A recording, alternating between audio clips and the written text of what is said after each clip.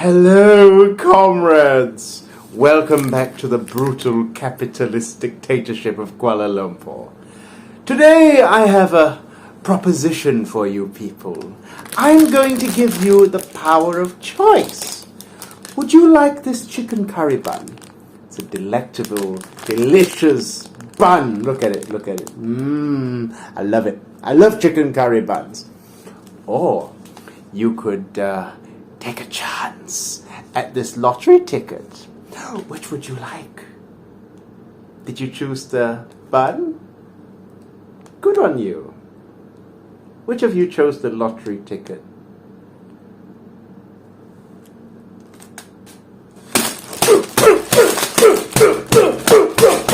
Degenerate lumpen scum!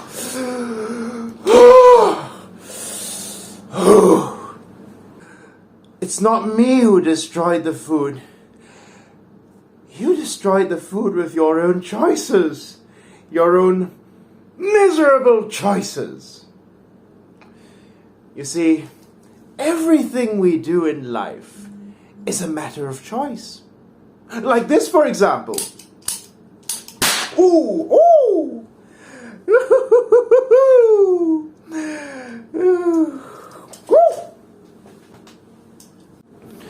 Anyway, I'm gonna give you pathetic losers a chance of a lifetime. You'd be an absolutely ungrateful piece of shit not to take it, and the angels will weep for you. You see this 50 ringgit here? I want to play a game with you. If you win, you get the 50 ringgit in my hand, you get my tie, you get my suit, and you get my shirt. But if you lose, well, let's just say you won't be around to know if you lose anyway. Are you ready? Let's begin. Now, normally, Russian roulette is played with one bullet in the chamber. Ooh. The odds of dying are 1 in 6 whenever you play Russian roulette. But I'd like to make this game a little bit more special, because you are special. And so, I'd like all of you to take a revolver and put 6 bullets in the chamber. A fully loaded revolver, mind you. And then, we are going to start the game. Now remember, there will be penalties for losing this game. So play carefully. But if you win, the 50 ringgit is yours. You can buy 10 plates of chap fan with this. So what are you waiting for? Okay.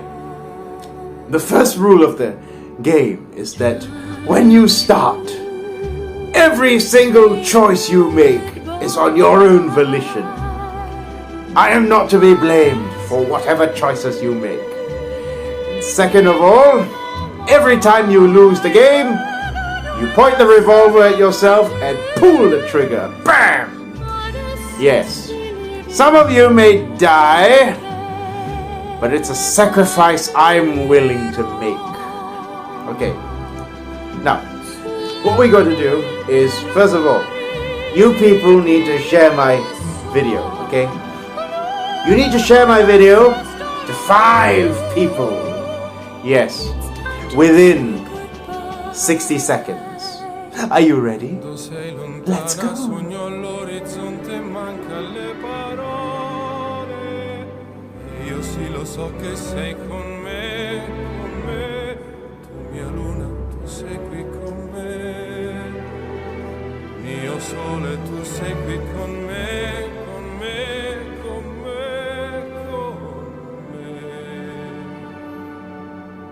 But remember, if you have not shared my video to at least 5 people within 60 seconds, pooh! It's a fair and meritocratic game. Everybody follows the same rules, yeah? So hurry up.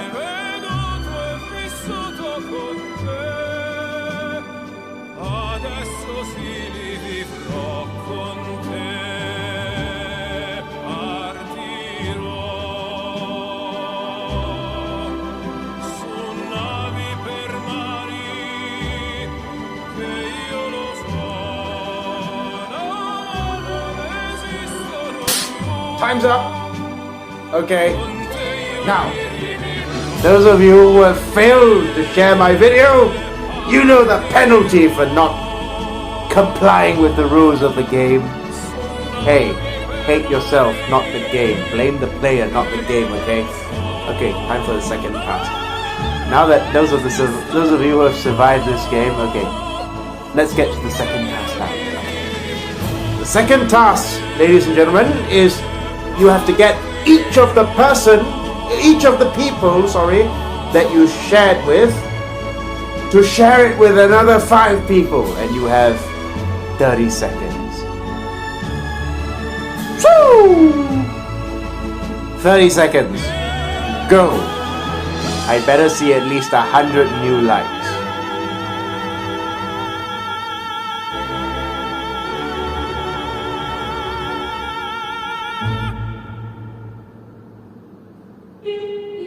Come on, guys. How hard can it be getting other people to like and share this video?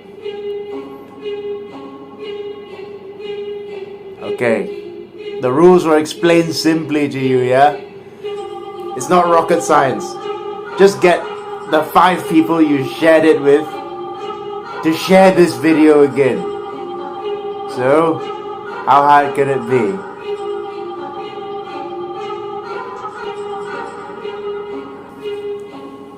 All of you failed! Looks like I am keeping my 50 ringgit back in my wallet. Don't blame the game, it was fair. You had a chance to get me 25 new followers. You had a chance to get me 25 new views, but you didn't. You failed the game. Bye-bye. Rest in peace. I suspect this video is going to make a lot of people very angry. And I suspect many people will be driven into fits of rage just by looking at the thumbnail of this video. People will say that I am attempting to promote woke propaganda, that I am attempting to reward laziness and incompetence and punish hardworking people who put in effort to achieve success. But this is not the purpose of my video. If I wanted to reward laziness and idleness, I would be simping for capitalists. If I wanted to punish hardworking people and reward lazy people, I would be simping for capitalist parasites, wouldn't I? But no, this is not the intention of my video at all. I assure you it is not my intention to argue for racial or gender affirmative action policies. I will be the first person to say out loud and clear that no one from the bourgeois class or no one who is a Tan Sri's son or daughter should be receiving affirmative action on the basis of race or gender. Okay? So let's clarify that first. The second thing I want to clarify is that I am not pushing for the lowering of academic standards in university. Okay? If I'm going to have a couple of my teeth pulled out, I want to ensure that the person who's pulling out my teeth, regardless of who that person might be, is qualified for the job. In the same way, students' parents who employ me to teach their children English want to make sure that I am qualified for the job. And that is why they come to me, because they know that I get the results. So I'm not pushing for racial or gender affirmative action, and I'm not pushing for the lowering of academic standards to accommodate underperforming students. That is not the point of this video. So if you ask me whether I'm pro or anti-meritocracy in that regard, I'm most certainly pro-meritocracy. However, meritocracy in the popular sense, meaning no matter who you are or where you come from, you are given the same opportunity to succeed in life, because everybody has to take the same test and everybody has to adhere to the same standards, is not really attainable in reality. Because no two people are in the same boat at birth. Let us take the hypothetical example of a Tan Sri's son and a poor boy from a rural village in Kelantan. Okay, so you remove racial affirmative action policies. Okay, that's what the liberals have been screaming for. Fair enough, because affirmative action policies in Malaysia have hurt poor working class people from non-Malay backgrounds. That's fair enough. But you remove the affirmative action policies and you make everybody, no matter which class strata they come from, compete fairly. Well, if you compare a Tan Sri's son from the city, who has all the advantages of the best tutors, the best books, and the best schools, and you compare this with a disadvantaged boy from a rural village in Malaysia, who do you think is going to come out on top? Well, I don't have to tell you the answer because you already know the likely outcome. Unless the Tan Sri's son is an absolutely lazy loafer and the boy in the village is a very, very hardworking student, you know the answer to this question already. So I don't have to tell you the answer to this question. Or let's use another example of a hypothetical situation. If suddenly employers decided that every employee must know how to speak Chinese, well, and if you don't speak Chinese, you cannot be employed. And the standard applies to people of all races. So it's not unfair, theoretically. Who do you think is going to have an advantage? People who grew up in Chinese-speaking families. Or what if, hypothetically, in some alternate universe, when humanities degrees are actually prized more than other degrees, well, suddenly humanities degrees became necessary for employees to have. And if you don't have a humanities degree, then you're not sought after. Well, what would happen to the business, STEM and law graduates? They would be suddenly out of a job or finding it very difficult to find employment. But it's meritocratic, isn't it?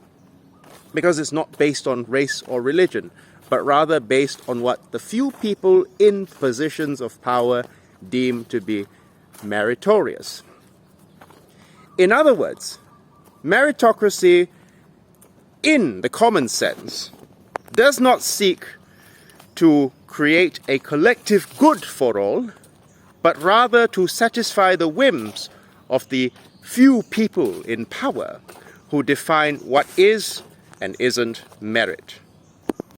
But suppose we were living in an utterly homogeneous society where everybody speaks the same language, everybody follows the same culture, and so the playing field is as meritorious, so to speak, as possibly can be. Nobody of any religious or racial or linguistic background has got an advantage over any other person in the Squid Game of life.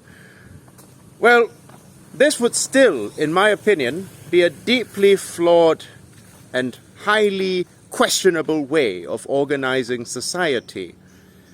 Simply because merit in this sense is defined by how productive you are towards capitalism. If we were to define merit simply on your ability to make money for your boss, why then OnlyFans stars and Instagram influencers might also be deemed more meritorious than a person sweeping garbage on the street, even though the latter is far more productive than the former.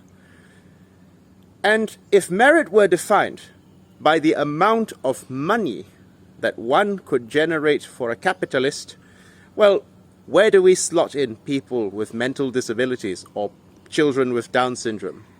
Are we to regard them as subhuman simply because they are unable to fulfill the standards of meritocracy that we prize so much in our society due to our rugged sense of justice and fairness? We're so used to treating meritocracy as a sacred word and merit in a capitalistic sense as the gold standard by which to measure all societies that we don't realize how that word, meritocracy, has been cynically weaponized against the poor and the marginalized. Some of the most notorious elitists in our world, such as the Singaporean Prime Minister Kuan Yew, for example, have applied the word meritocracy in order to justify a cold and callous attitude towards the poor and to basically enforce hierarchies as natural and good.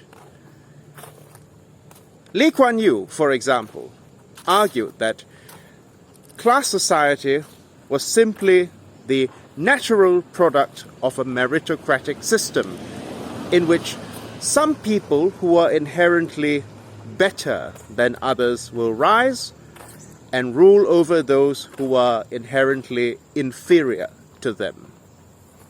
There are deep and abiding differences between groups, and whatever we do, we must remember that in Singapore, the Malays feel they are being asked to compete unfairly, that they are not ready for the competition against the Chinese and the Indians and the Eurasians. They will not admit, or they cannot admit to themselves, that in fact, as a result of history, they are a different gene pool, and they do not have these qualities that can enable them to enter the same race. From Lee's perspective, class inequality was not unjust, but rather the product of a meritocratic system where some people who are inherently better than others will rule over those who are inherently deficient, whether that be genetically deficient or culturally deficient. And rather than arguing for the restructuring of society in order to balance out those class disparities, Lee argued that there should be fewer undesirable people being born.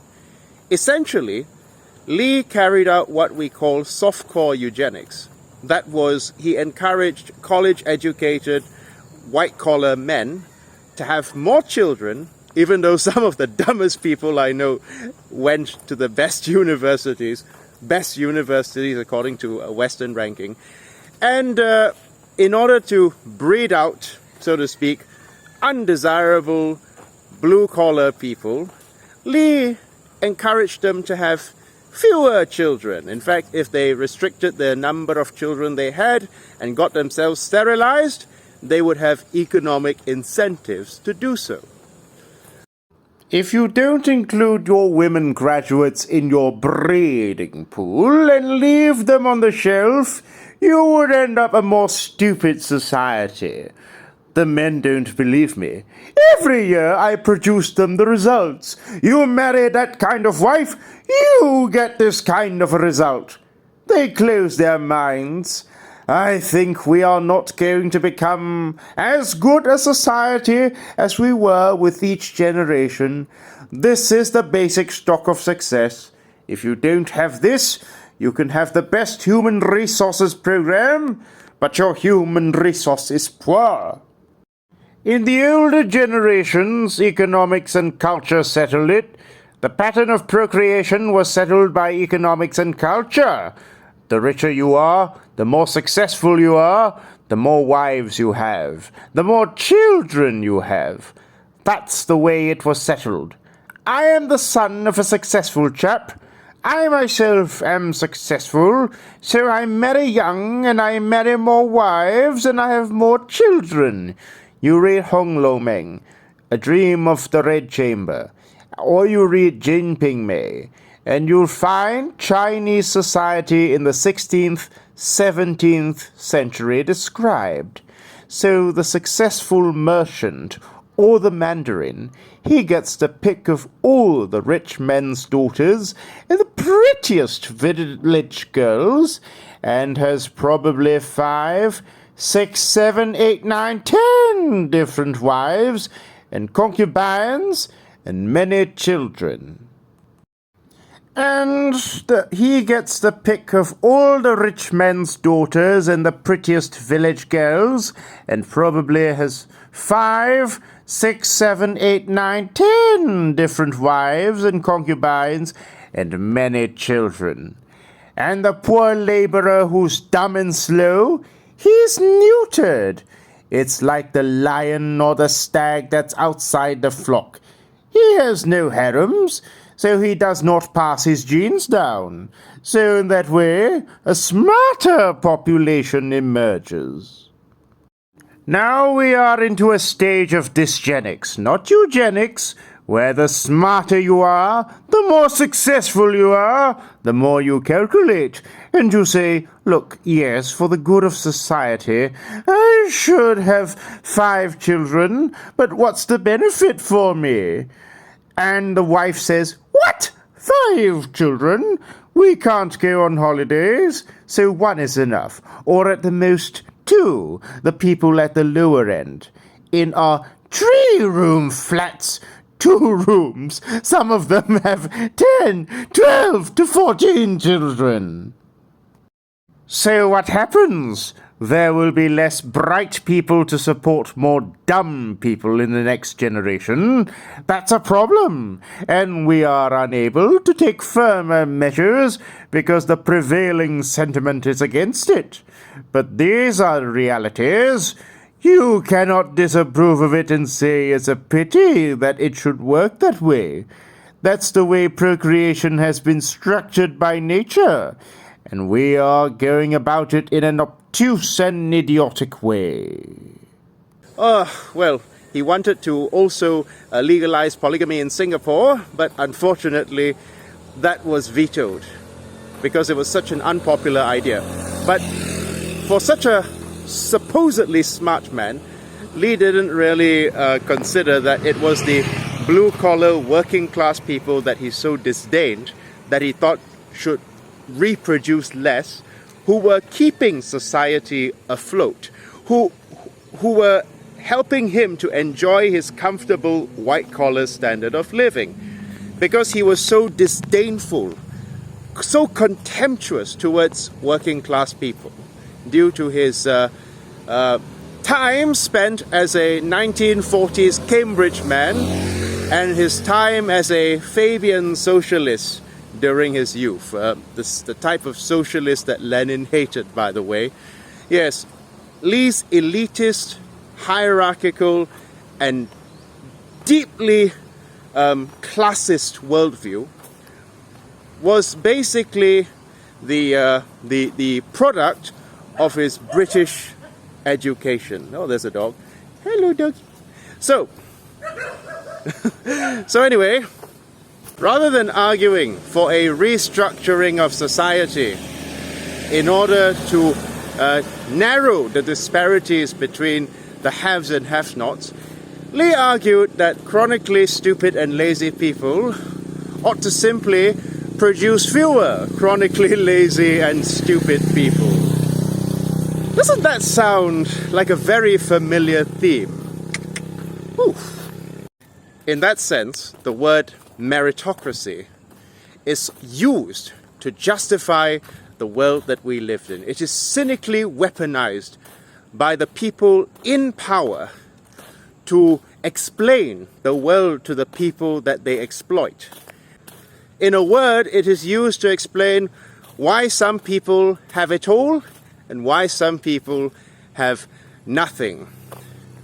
You are poor, not because of your generational poverty, they argue, but because of the fact that you are genetically inferior, or culturally inferior, and you have made poor choices in life.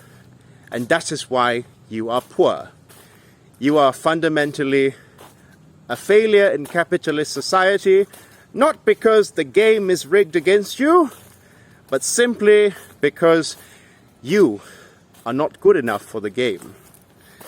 And this is why I say meritocracy has been used to justify some of the most odious policies and the most odious social philosophies like Thatcherism or Randism in the name of fairness and equality. Even though Ayn Rand actually did use healthcare in the end. She did use public healthcare in the end. So yeah, even she could not live up to her standards of rugged individualism. Some of the most odious right-wing politicians have used the term meritocracy in order to justify denying healthcare to the poor, welfare to the struggling, and help to the needy. Because, very much like how Brahmins in the olden days would tell poor, suffering people that this is the result of your bad karma, the Brahmins of today, the capitalist parasites in positions of power, use the term meritocracy in the same way their predecessors used the term karma. You get what you fucking deserve. That is basically the argument that they put forward. You are poor, they argue, not because the system is rigged, not because of systemic or structural inequalities, but simply because of your own personal failings and bad choices in life. The American politician Vivek Ramaswamy said, and I quote, Trump's election hopefully marks the beginning of a new golden era in America, but only if our culture fully wakes up. A culture that once again prioritizes achievement over normalcy, excellence over mediocrity, nerdiness over conformity, hard work over laziness. That's the work we have cut out for us. Rather than wallowing in victimhood and just wishing or legislating alternative hiring practices into existence. I'm confident we can do it. For a man who lectures poor and struggling Americans about picking themselves up by their bootstraps, Mr. Ramaswamy seems to have had his golden laces tied for him when he was merely in the cradle. His parents are not poor, struggling Indians, no. His parents are white-collar Brahmin elites, the top strata of his society in India. But of course he could not admit, or he will not admit, that it is due to the fact that he was born with a silver spoon, that he is not some low-caste poor Indian in the ghetto.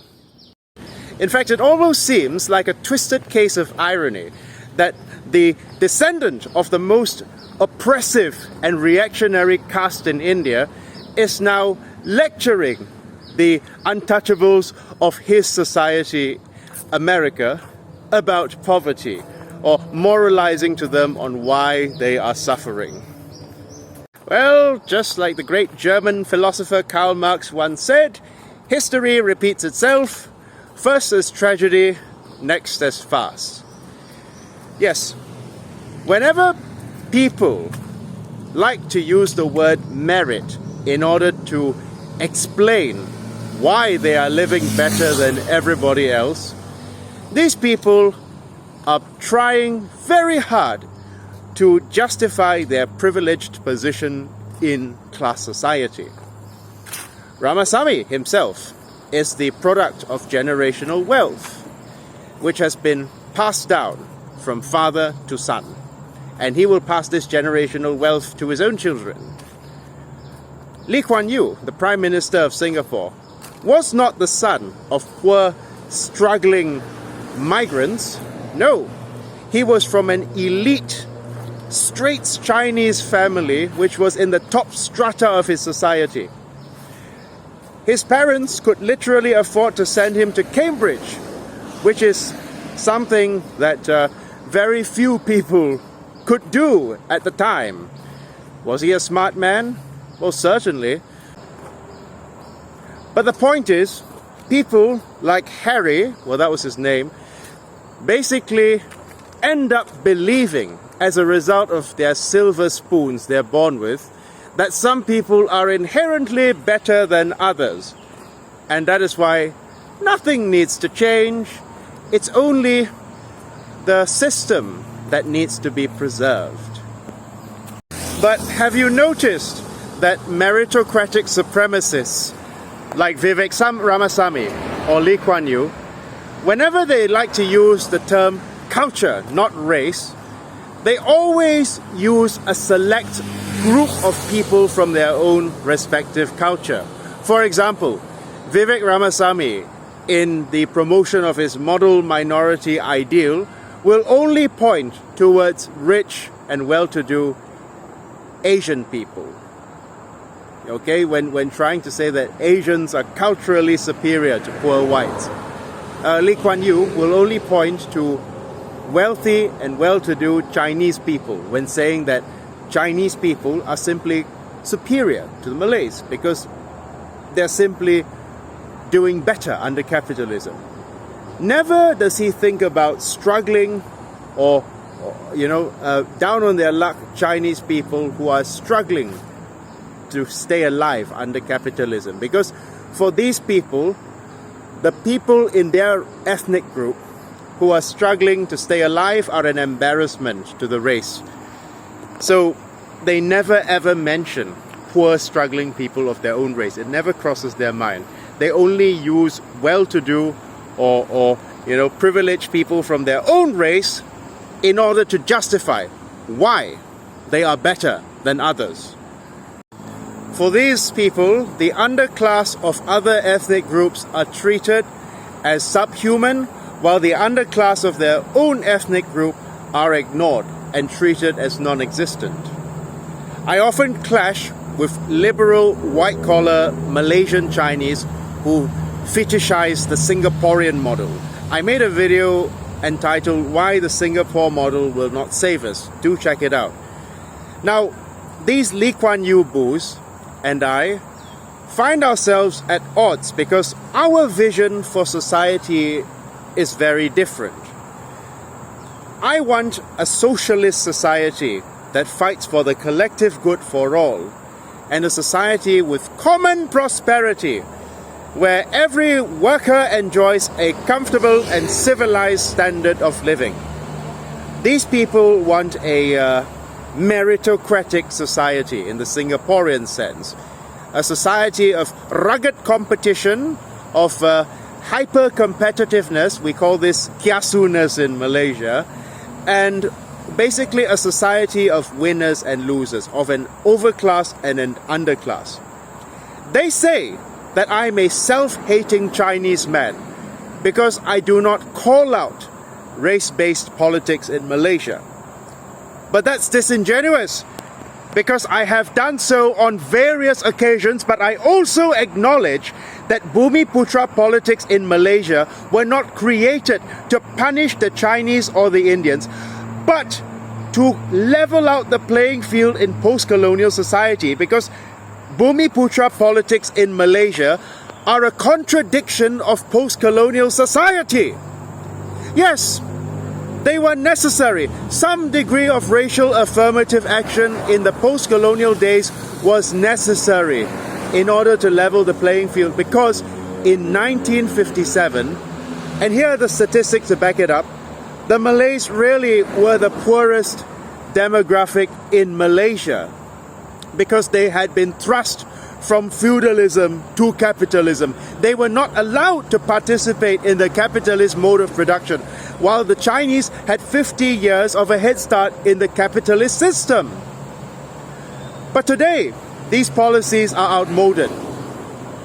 They've become an overripe fruit because they have created a strata of bourgeois Malays who reproduce their existence by letting their own children take advantage of these policies. And I have said time and again that, of course, no Tan Sri son or no Datuk son should be benefiting from racial affirmative action when poor ethnic minorities exist. But I have a more nuanced point of view on these policies, because I don't see them as simply a racist way to rig the competition in favor of the Malays, because in that time they really were necessary. And it shouldn't be a competition in the first place. Yeah, why should people be fighting for scholarships in the first place? I want to do away with racial affirmative action politics in Malaysia. But the difference between me and the Lee Kuan Yew boos is what I want to replace it with. They want to replace it with a rugged, dog-eat-dog system where they will rise up on top. They might not be racist, but they are certainly reactionaries, attempting to consolidate their class position. I want to replace these policies with a system that works for all, not a system that works for only the meritorious, who are really defined by the few elites in power. It's all very good that these Singapore fetishizing Malaysian liberals want to end race-based politics and Malay supremacy, and I do too. But what do they want to replace it with?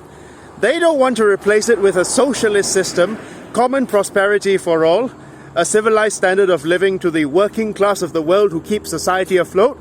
No, they want a rugged, dog-eat-dog, hyper-competitive, Thatcherian society.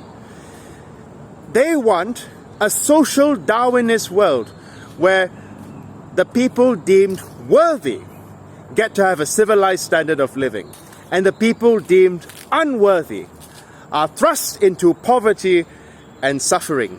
Yes, because these people fundamentally are elitists. They want to replace what we have with something that is not much better. In fact, in some ways it would probably be worse because, you know, if you've ever seen Singaporean schooling systems, you know, basically the best resources are dedicated to the students with potential, while the students in EM3, the lowest class, are treated as garbage. They're treated like, you know, they're not going to produce anything for society. The best teachers, best resources, and the best of everything is given to the most promising students. That is the meritocracy that they hope to achieve. That is their contorted vision of society, their distorted vision of justice that they hope to achieve. And we socialists, you know, must constantly keep the masses vigilant. Yes, there will be a power vacuum when Pakatan Harapan falls. The Islamists and the white-collar bourgeois elite liberals will attempt to take power. But we must not let the masses be distracted by either group, because we have to maintain the mass line towards socialism. The highly popular Korean TV series Squid Game is fundamentally a perfect allegory of the meritocratic society that these people hope to achieve. Because the games themselves are meritocratic in the strict sense of the word. The rules are explained clearly to you. Everybody has to follow the same rules.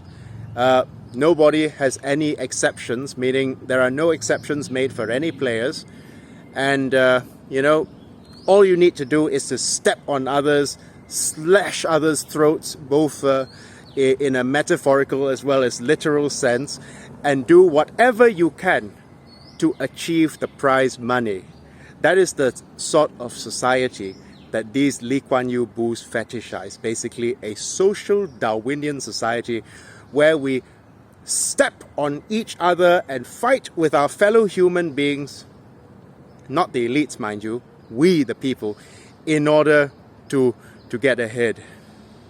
But if you notice, the only people who are willing to subject themselves to these games are poor and desperate people who are struggling to survive. The VIPs definitely will not participate in the games, well, with the exception of Il Nam, but Il Nam was already on his way out, you see. And the fact of the matter is that these games thrive, or they exist, on the fact that there are poor, struggling and desperate people trying to survive. So, likewise, in your so-called fair and meritocratic society where the rewarding students, the poor, the deserving poor, are rewarded with scholarships and places in public universities, while the undeserving poor are left to fester. The children of the rich, like children of Datoks and Tan Sris, will never, ever have to worry about fighting for a place at a public university or getting a scholarship. Because in this type of world, the children of the elites are exempt from all of this. The idea is that this is a good system because it allows you to pull yourself out of poverty if you can beat the other poor people at the Squid Game of life. But the question that should be asked is, why do people even need to fight for scholarships or placements at university? Why? Why can't this sort of thing be a right for every single citizen in the country? Why not? Because fundamentally, these people who push the idea of meritocracy or Singaporean meritocracy or Thatcherian meritocracy do not believe that housing, healthcare, and education are rights of the people. They do not. They believe that they are things that you're either born to, or if you're poor, you must earn. That is why they are not as egalitarian as they make themselves out to be, even though they like to fancy themselves egalitarian by saying, we believe in equality of opportunity. Bullshit! You believe in equality of opportunity to step on other people to get ahead. Basically, in this so-called meritocratic society that these people push for, this meritocratic class society that these people push for, it is fair insofar as you have an opportunity, just like the players of Squid Game had an opportunity. You have a fair opportunity, just like the players of Squid Game have a fair opportunity to attain success. But at what cost? You see, you, as a child of a poor person, have to be outstanding in order to enjoy a civilized standard of living, while the children, the sons and daughters of the elites, just have to exist in order to enjoy a civilized standard of living. That is fundamentally Singaporean or Thatcherian meritocracy. So the fact of the matter is that what this does is that this creates a resentful underclass. This toxic concoction of smug self-righteousness and meritocratic hubris creates what we call a resentful underclass. This resentful underclass are people who have bought into the meritocracy myth, who have worked hard, who have struggled hard, but have not been able to get anywhere in life, and then they are gaslighted by politicians and by the elites that their poverty is a result of their own personal failings. What do you think is going to become of this resentful underclass? What do you think? How do you think fascist leaders become powerful? How do you think fascist leaders consolidate their power? By pretending to care about the plight of the poor, struggling common man. That obviously the technocratic elites do not care about. Hitler's motto for his campaign was not "kill all the Jews." It was bread, freedom, and work. Because fundamentally, Hitler understood that the way to a man's heart was quite literally through his stomach. I mean, not literally, no.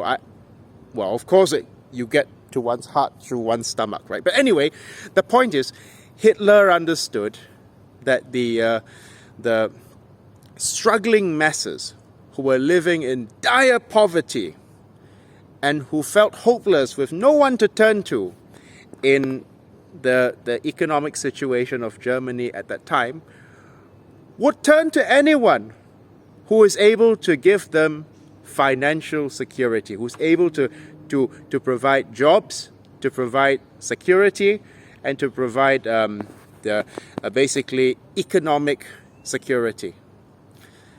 Now, I'm not defending Hitler. But for the same reason, Donald Trump won the election twice. Twice. Do you know why? It's because the struggling working class people of America were tired of politicians who were talking about things that were irrelevant to their own lives, like whether that be culture or race or whatever have you, that do not relate to material conditions. And Trump seems to be the only politician, whether he's sincere or not, it doesn't matter, but he seems to be the only politician who addresses real-world material concerns and economic security. Yes, in the same way, right-wingers in Malaysia, no matter how reactionary they are when religion is concerned, do not punch down on the poor.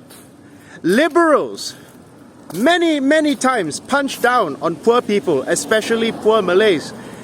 They say that poor Malays are in that position because of laziness and incompetence, because they've been given all the privileges, but they can't succeed. In the same way, white liberals say that poor white people are lazy and incompetent because they cannot succeed, despite all their racial privileges. You can understand why the right wing, or the alt-right, let's call them that, is gaining traction. So this resentful underclass can manifest itself in extreme ways.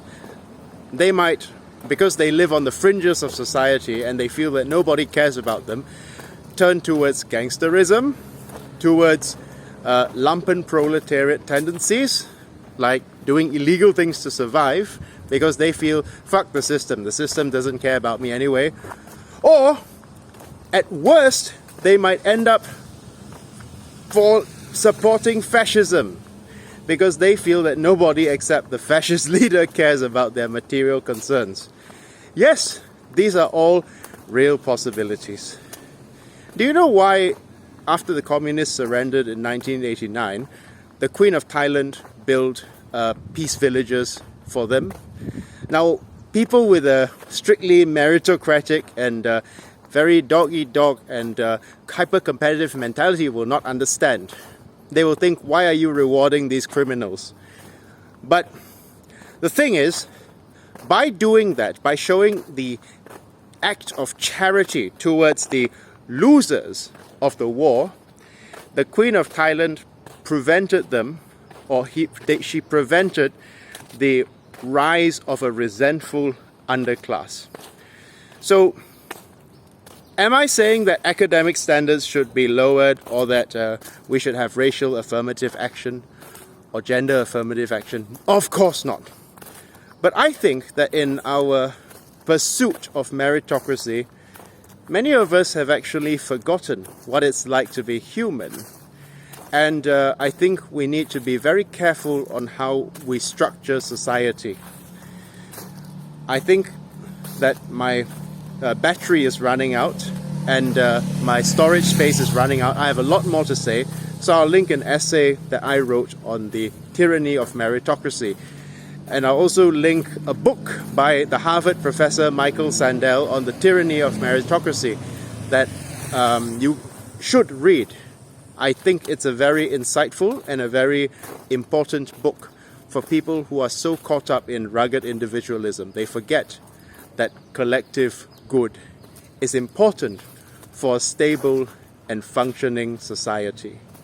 For a stable and functioning society, everyone must feel that they are an important and useful and valuable member of the tribe. You cannot have some people feeling that they are outcasts of the tribe. That is not how you create a stable and functioning and healthy society.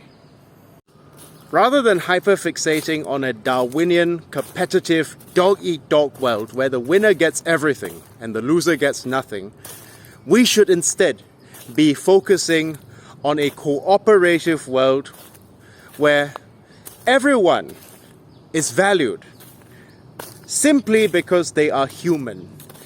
And this is a world where everyone's best potential is brought out. Yes, there is no such thing as a person who cannot contribute to society. And no matter who you are, or what your profession is, if you produce happiness for someone, if you produce value, even if you're a singer busking on the street, you are, in my opinion, producing value.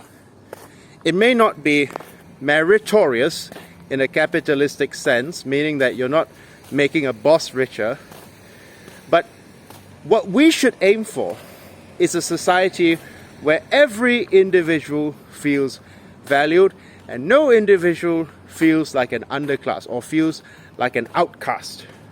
That is a healthy and functioning society. To end my video, I would like to quote a line from one of my favorite plays called An Inspector Calls. It's by the socialist writer J.B. Priestley, and the line goes as such. Not sure if I got the exact words, but we don't live alone. We are responsible for each other.